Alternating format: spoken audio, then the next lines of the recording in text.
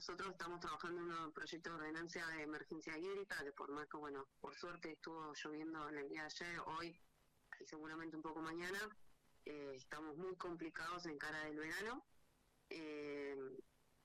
Más o menos, según los datos de la cooperativa, mínimo necesitaríamos son 400 milímetros anuales. Al 31 de julio llevábamos solo, según datos de la cooperativa, 93 milímetros, o sea, una cuarta parte. Y bueno, con la lluvia de ayer y hoy un poco más, pero igual estamos, ni siquiera llegamos a la mitad, ni al 40, 50% de lo que mínimo. Todavía faltan algunas lluvias puntuales que se van a dar a finales de agosto y también en septiembre, pero bueno, igual muy probablemente quedemos por debajo, bastante por debajo del mínimo, así que se empezó a trabajar ya con tiempo para una primera instancia concientizar a la población de que va a ser un año muy fuera de lo común en materia de agua, y que también todos los pronósticos extendidos, no en el corto plazo, sino en el largo plazo, hablan de un cambio climático en nuestra región cordillerana, donde van a ser cada vez más frecuentes temporadas de mayores temperaturas a las que estamos acostumbrados y menores precipitaciones. Entonces, si bien este año es excepcional y puede ser que el año que viene no lo sea, que llueva y tenga nevada, cada vez va a ser más frecuente la aparición de estas temporadas como con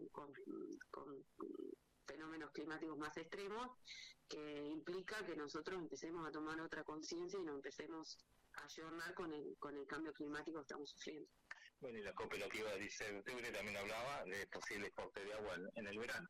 Sí, ya no estamos hablando de solamente restringir horario de riego, sino que si sigue, ojalá tengamos lluvias como las de ayer y hoy, varias, antes de empezar con la época seca, pero de ser así, si no es solamente, no va a ser restringir horario de riego, sino que va a haber barrios que se va a ver realmente comprometida el abastecimiento de agua para consumo domiciliario. ¿En esta semana presentarían el proyecto de ordenanza, Carolina? No, va a llevar un poco más de tiempo. Lo que vamos a empezar ahora en el corto plazo es con la campaña más publicitaria. Estamos trabajando con Iván, fuera de Iván con varias instituciones, dentro de eso está el INTA, con Teresa Ginelli, que es la verdad buenísimo la forma en que me está colaborando, y también Ezequiel Marcusi, y nos colaboró con el tema, toda la interpretación de datos del Servicio Meteorológico Nacional, y después con el Servicio de Manejo del Fuego y la cooperativa. Nosotros vamos a redactar la ordenanza en el lapso de las próximas 3 semanas.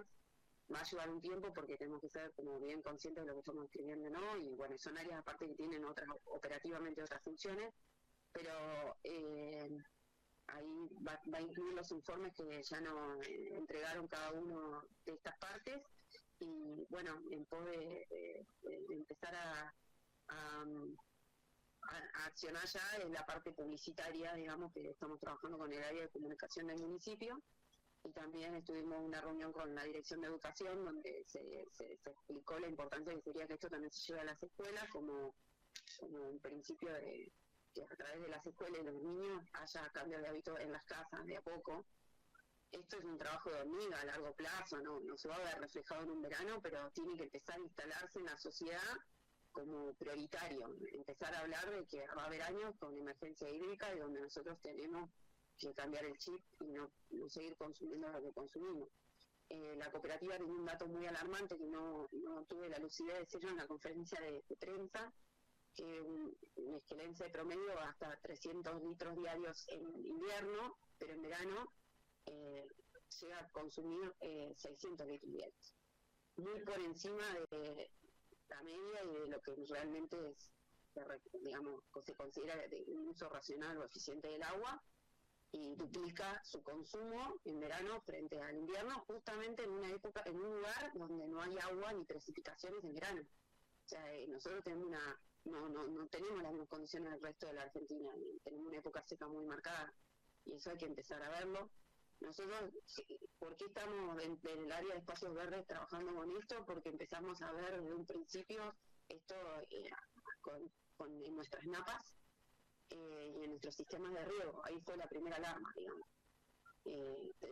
Según lo que entendí, de que decía Mauricio Mateos, que estaban en promedio 2 metros por debajo las napas en varias partes de la ciudad que ellos pudieron constatar. Y bueno, nosotros sabemos que eso en nuestro sistema de riego se ve implicado el sistema de riego en verano seguramente, y bueno, eso. Sí, bueno, con el tema del sistema de riego que tiene la mayoría de las plazoletas perforaciones, entonces se va a ver afectado el riego, Carolina. Sí, seguramente, y también trae más sedimentos. Cuando las napas están bajas, se tapan, y después se tapan los aspersores, los filtros hay que limpiarlos todo el tiempo, nosotros los limpiamos todos los días. Los cinco sistemas, hay un sistema de riego que es el ingreso de Esquel, que es el más comprometido. El verano pasado se nos tapó 3 veces y está hablando de que el lugar donde está ahora la perforación se está secando gradualmente. Ya es varios años pasó, pero bueno, este verano fue bastante y muy marcado. Por suerte lo pudimos limpiar y volverlo en funcionamiento, pero cuando tomamos decisiones, por ejemplo, ¿no?, de cementar toda la vereda, eso yo lo digo todo el tiempo, poner todos materiales que sean impermeables, o sea, cemento la vereda, no dejo espacio para el arbolado público, no dejo la franja verde, está el cemento de la calle en aquellos barrios que lo tienen, y de repente cemento el patio, la filtración de agua de lluvia o de nieve es nula en ese lugar, por ende no hay infiltración, y lo que hago es que esa agua la conduzco a otro sector de la ciudad, que generalmente es el arroyo o los pluviales que después decantan en el arroyo. Entonces esas napas no se van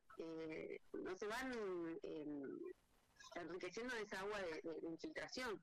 Entonces, miren hasta qué nivel llega nuestra decisión individual de cómo tenemos nuestro patio, cómo tenemos nuestra vereda, o si usamos, por ejemplo, adoquines frente a asfalto, que el adoquín tiene mayor nivel de infiltración, afecta después un todo a la ciudad. Entonces, todo aquello que tenga un pozo en sus patios, sobre todo en la zona céntrica, que se ve mucho cemento, no es de sorprenderse que frente al cambio climático, más que hay menos precipitaciones y esa cantidad de superficie de cemento, esas napas lentamente vayan bajando. Carolina, gracias. No, gracias a usted, y cualquier duda, bueno, estamos en contacto. María, Ricardo, bueno, escuchamos a la directora de Espacios Verdes, María, de aquí de la ciudad, la arquitecta Carolina Lemir, contándonos de esta reunión y la preocupación para primavera-verano. Claro, bueno, haciendo referencia a esta ordenanza, tardará algunos días, pero el trabajo de concientización ya se está llevando a cabo. Claro, se esperan de forma anual 400 milímetros de lluvia y estamos en 90. Ponele que con estas precipitaciones estemos más cerca de los 100, pero estamos muy lejos todavía.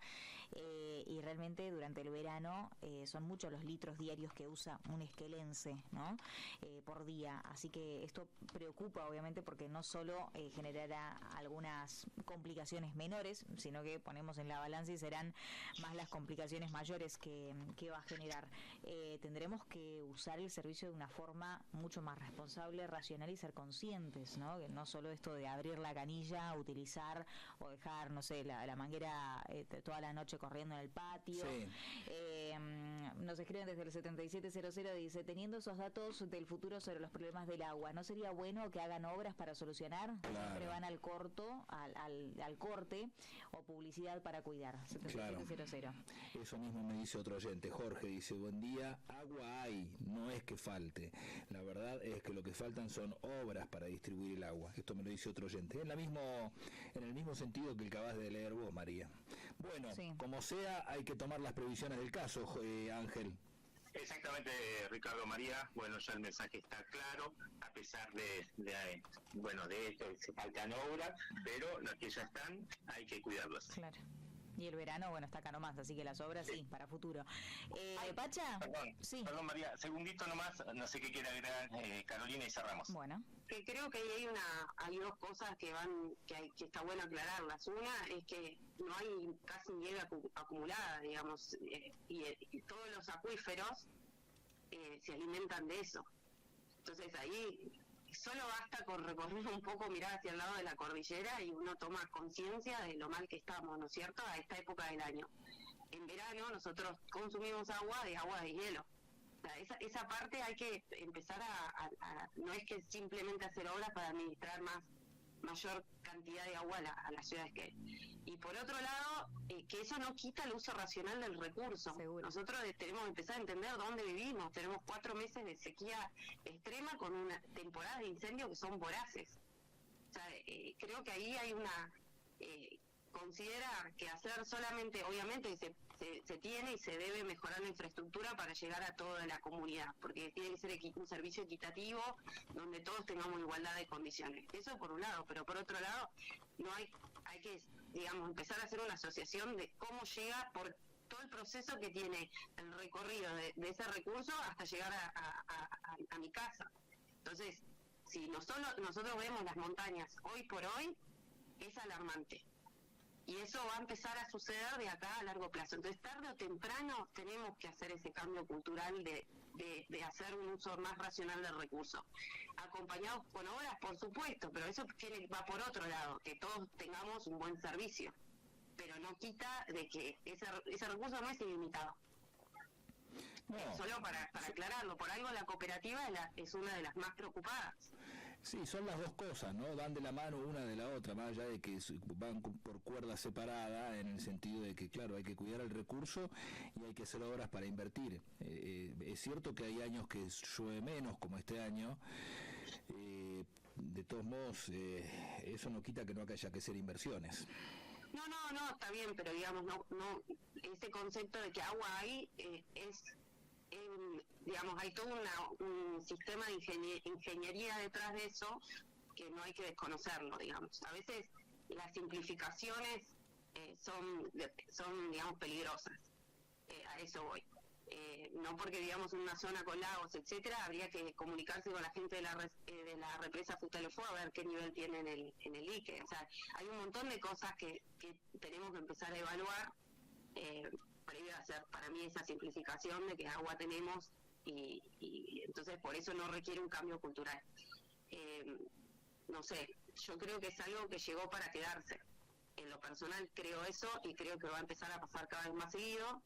Y bueno, depende de la plasticidad que tengamos como sociedad, adaptarnos a ciertos cambios, qué tan mal la vamos a pasar.